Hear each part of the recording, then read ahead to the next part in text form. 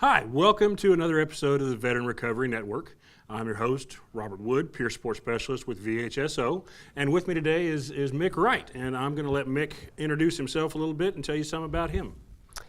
Well, you said my name, LCSW, been in the clinical field since 1973, actually, as a veteran, enlisted during Vietnam, and my occupation and training was in psychology social work. So I began my work, cut my teeth, so to speak, in helping soldiers who were coming back from Vietnam with various mental health and substance abuse issues. And I've been in the field ever since, so that's 1973 to now, whatever that is. A long time. And yeah, I've done some work with children, adolescents, adults, geriatrics, inpatients, outpatients, intensive programs, et cetera, for that entire time. Stayed in it. I left once in 1982 for 5 months and worked in a shop because I really needed to reevaluate whether or not this is what I wanted to do. But I'm really glad I stayed, and I really enjoy, especially, interestingly, after 34 years, came to the VA, and here I am back working with the same, with soldiers, the guys that I started out with. Yeah, that's great. So what is your role here at Fayetteville at VHSO? I'm the director of our substance use disorder services, which, not to be confusing, 90% of our veterans that present with a substance use disorder, whether it be alcohol or some other drugs, also have various other struggles. It might be mental illness, might be depression, might be PTSD or anxiety. Okay, so how would you define a substance use disorder to someone who's not really a clinician, who's just the average soldier on the street? That's good. I appreciate that question. I've taken the Diagnostic and Statistical Manual for Psychiatric Disorders, and I've created this formula. I think it's original to me, it's the diagnostic test of 1 + 1 = 1. And that's, you do a behavior, you have problems associated with that behavior, but you continue the behavior. So that's the beginning of a pattern of pathology. When if you touch a burning handle on the stove and you get burned, it tells you that I'm going to not do that again. Right. If you get intoxicated and you get in trouble or you have physical problems as a result, something normal and healthy says, I don't think I'm going to keep doing that. But when you say to yourself somewhere, regardless of the consequences, somehow this is still too important to me to stop, that's probably the beginning of a pathological pattern of behavior.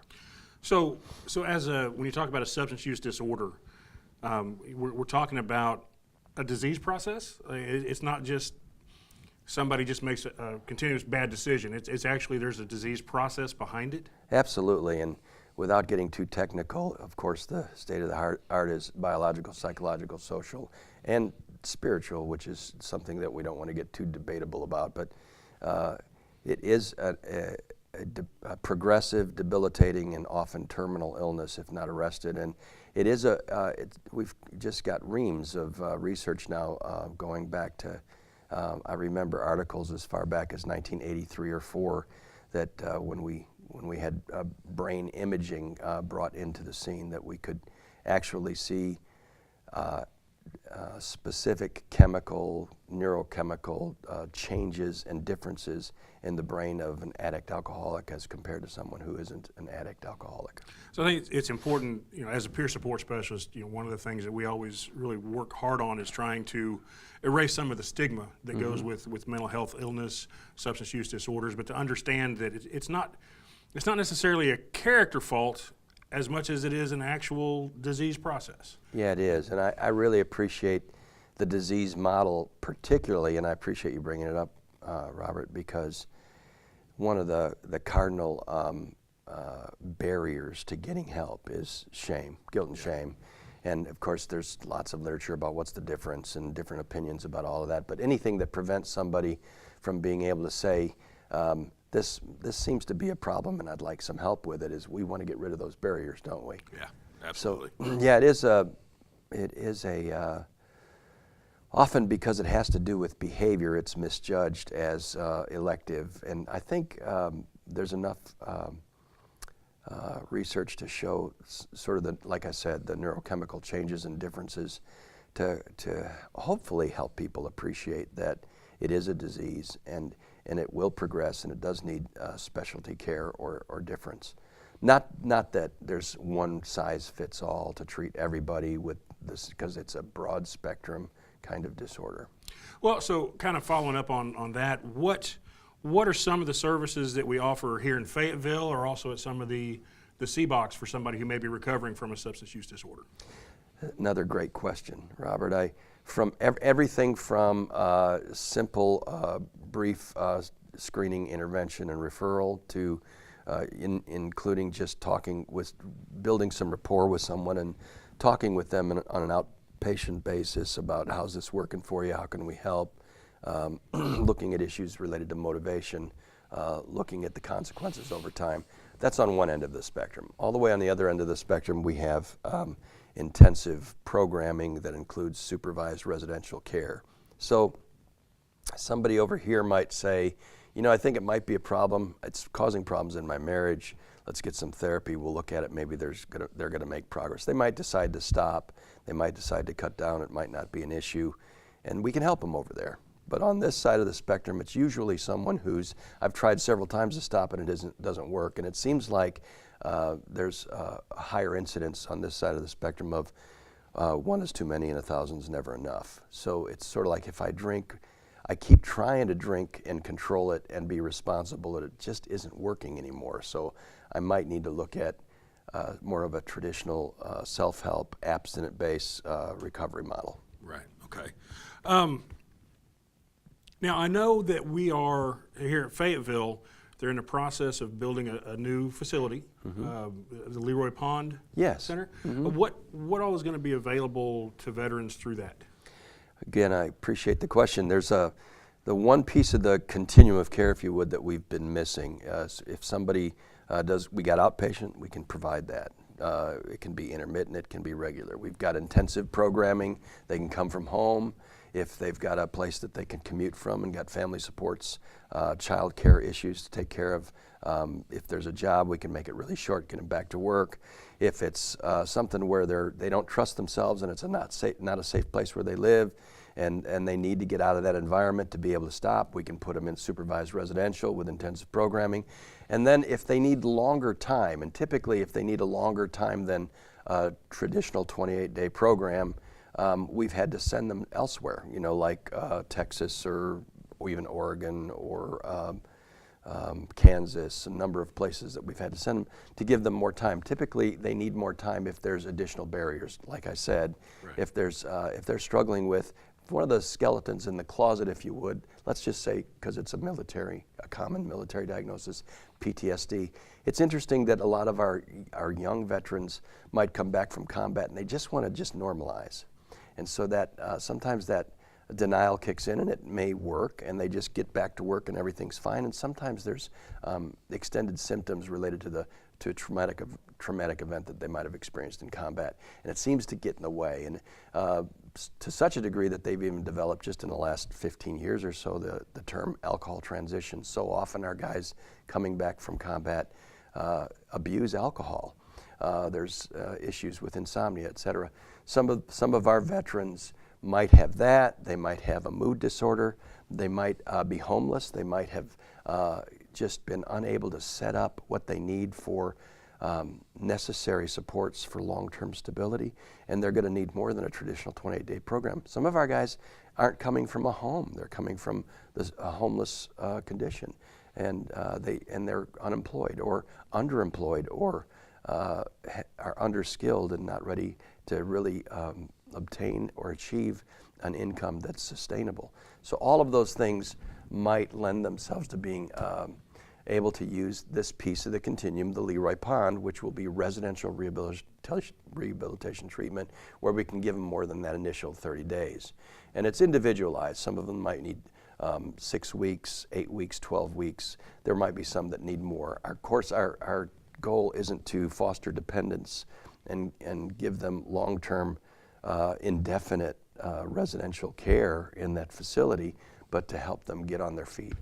So we'll have a little bit more time to do that right here in Fayetteville, so they don't have to disrupt their lives, go elsewhere to get that kind of treatment, can stay here, and work on building those sustainable supports for when they're discharged. That sounds fantastic. I know you mentioned sometimes sending people away to Kansas or Texas or Oregon even, and I know those are all VA facilities that they have the long-term care as well, but it's great to hear that we're doing something right here for our veterans within VHSO.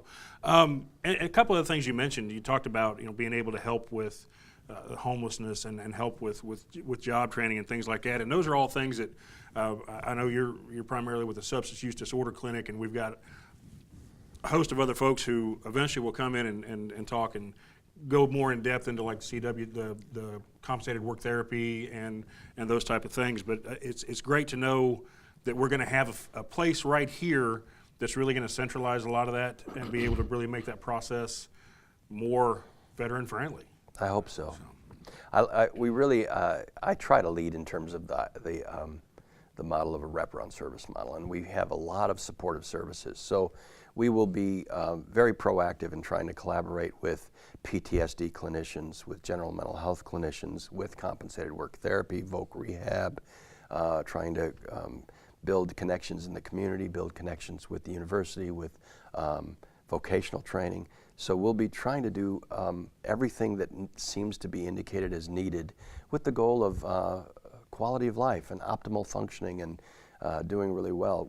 It's really rewarding when people present initially at the hospital, perhaps after a suicidal effort, because they're feeling so hopeless and ashamed about an addictive pattern that's been going on for months or years.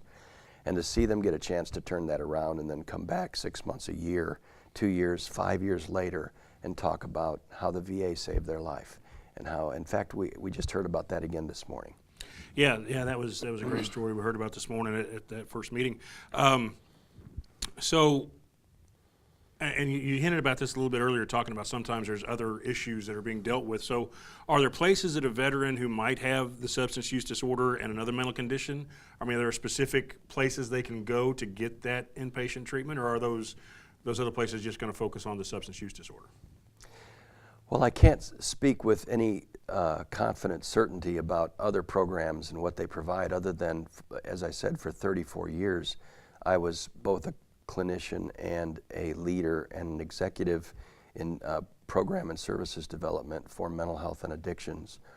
And I can tell you from experience in multiple states across the continuum of care that, to my knowledge, there are no services even close to the quality of care, the quality of services, and the number of professionals and the number of evidence-based therapies available that we have in the VA. That's why I'm here. Right. I gravitated to the VA because I wanted to sleep well with a good conscience, knowing that we were doing excellent work. So if there's concerns about detox and withdrawal or thoughts about suicide, hospitalization is the safest course, and any veteran can present at any emergency room. And especially if they're suicidal, there shouldn't be any delays in getting urgent, emergent help right away. And then that wherever they come from, we can work in getting them here and providing information about everything that's available and helping them make a choice that they want to make, that they're comfortable with, that fits with their needs, and then go from there. We're just not postured to say no to anybody who wants help. Whatever they want, and if they don't want what we recommend, we'll still work with them. It's not like take it or leave it. It's one size fits all. It's what can we do to help you? What are you willing and able to do? Let's get started, and we'll do whatever we can. Yeah, and I know that's been something that I've seen. I work with the SUD program in Mount Vernon as peer support, and I've seen. Oh, you do great work up there. I appreciate it. But I've seen the therapists up there, really kind of try to tailor what a veteran, what his needs are. I know one guy or a couple who went to the Oregon facility. They needed that kind of a longer term kind of a deal, and has been a place that they've really gotten a lot of benefit from. I've talked to some others who have gone to some of the dual diagnosis programs that you talked about earlier. Guys who have PTSD and they tend to drink or use drugs to try to deal with their PTSD. I know myself, when I was in the service, when I was in the Army, I had some chronic pain stuff, and back then it was continuous. Well, here's more pain pills. Here are more pain pills, and then one day I kind of realized I was a little bit hooked on the pain pills, and didn't like that. And so, in my infinite wisdom of a 20-year-old, I decided that booze was a whole lot better idea than pain pills, which kind of led to some other issues, and was able to not have to do that and have those ideas, get the help that I needed. But one of the things I always ask when someone's going into any kind of a therapy or treatment of any kind, what does a veteran need to bring into the program to ensure their success in recovery? There's an old adage, if you would, in AA or the self-help 12-step circles on how you achieve recovery, HOW, being honest, open, and willing. And I think in our experience, subjectively, and I'd love to do a research study on this sometimes, but it seems that there's a direct correlation between the extent to which somebody is willing to go to achieve recovery and their being able to achieve it. As soon as there's sort of multiple limits being put on what I'm willing to do to be able to achieve it, for example, listen to my spouse, yeah. or commit to weekly sessions, or if there's a limit in any way I don't want, I can't stand, let's say, and this is a touchy, I don't want to imply or infer any negative ideas about this, but I hate that God stuff, and I don't want to do anything that's spiritual, and that program sounds spiritual to me. Well, what's really important is the willingness to put aside the barriers. And a lot of times those barriers have justifiable or valid roots for why there's concerns, that if you can at least just discuss those concerns. And most of our therapists, at least all the ones that I work with, seem to understand that it's not a one-size-fits-all. We're going to cram this down your throat. Let's talk about why you're having trouble, and let's see if we can find a way to work around so that we can achieve that recovery.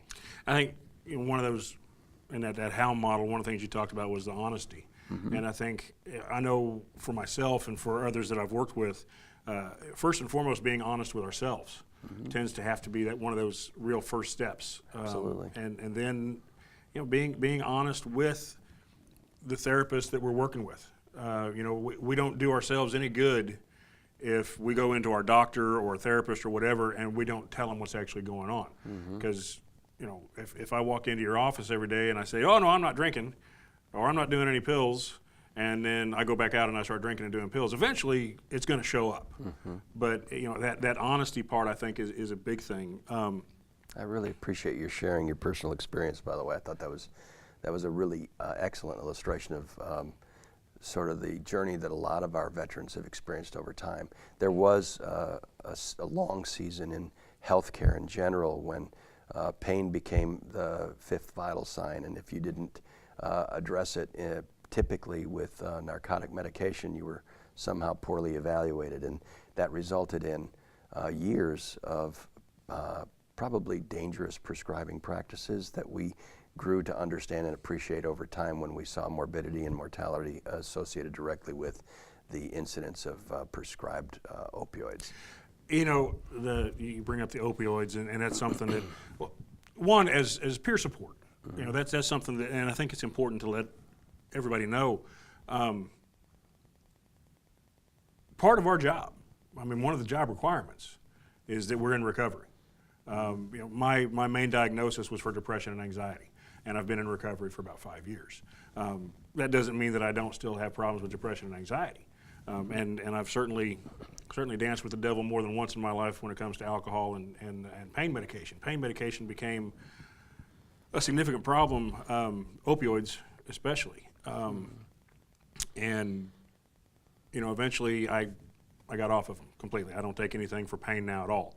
I do utilize other things like Tai Chi, which folks who've watched our Veteran Recovery Network have seen how badly I do it, but I still do it as a big help for me physically. And finding a lot of those things, other ways to deal with chronic pain, other ways to deal with PTSD, mm-hmm. other ways to deal with things where we don't turn to drugs or alcohol, finding things that are much more positive for us. one of the things I know I talk a lot with guys who, especially in the IOP program, which is the intensive outpatient program we do in Mount Vernon, we can lay out all the tools in the world. The hammer is not going to drive the nail by itself. You've got to pick it up and start putting the effort into it. So I think one of those things as a veteran starts looking at getting treatment is they have to take an active role. It's not, I think in the past, and correct me if I'm wrong, but in the past we've kind of had the mindset of, I'm broken, I need you to fix me. And we walk into a therapist and it's like, I just need you to just tell me what I got to do, fix me, or give me a pill so I can walk away and be better. And it doesn't really work that way. I mean, we have to be the drivers in our own health care. We have to be the person who goes in and says, okay, I need your help so I can get through this. What are some of the tools that I can use? What are some of the places I can go? Those resources. Now at the outlying C-Box, I know Mount Vernon has the intensive outpatient program, which also they have one here in Fayetteville. Do the other C-Box, what kind of services do they have? Do they have recovery groups or one-on-one therapies? What kind of things are available there? Yeah, all of the C-Box have at least primary care, and some of them have specialty mental health care, and a few of them also have specialty substance abuse / mental health care. Fort Smith, we have a wonderful clinician there, Lucia Alder, who leads our substance abuse services there, and she also, which reminds me that we have veteran treatment courts that are in, we serve a area of about 20-some counties over 3 states, and so we work in collaboration with the justice system as well and work there. We also have a designated position for our Branson facility, the IOP, and several clinicians up in Mount Vernon. They do a great job. They try to do both outpatient and IOP, which is quite challenging, and it's really amazing that they do so much there. And then, of course, in Fayetteville, we have intensive outpatient and an inpatient consult service. So we have as many as 5, 6, or 7 consults in one day from our med floors or the psychiatric unit, in addition to intensive outpatient and general outpatient services. Yeah, it sounds like there's a lot going on, and I know, from my side with peer support, we offer some different things like the Wellness Recovery Action Plan, which we've started to have some real good success with, and that's just kind of a concept of being able, once somebody's got to a place where they're pretty stable, they're doing pretty well, they can come in and we help them continue to plan for their recovery so they stay on track. And that can be for mental health or substance use, whichever. I know you've also just recently gained a peer support person within the substance use disorder clinic, and I know I've been able to work with JP a little bit, and I'm really looking forward to seeing what all he's going to be able to do. I wonder if you can get him on this educational thing. I don't mean to put you on the spot, but I've been looking forward to the opportunity to listen, but I've not had the privilege yet. I hear he has a great story about how the VA helped him. Oh yeah, he does. I've heard his story, and as a matter of fact, I've got plans for JP to be a guest here before too. All right, good deal. So we're just about out of time here, but I want to thank you very much for coming in and being my first regular guest on the Veteran Recovery Network. Folks, one thing that I would say to do is hopefully, once you see this on Fayetteville Public Access TV, it'll also be available on YouTube, and we really want to be able to share the services that are available to veterans. We lose 20 veterans a day to suicide. 14 of those have zero contact with the VA. We want this to be a chance to reach out to them, to let them know, hey, there's help. Please share this story. Let veterans know what's going on. Until next time, thank you very much. Good job, Robert. Appreciate it. Thank you. I'm glad you're doing this.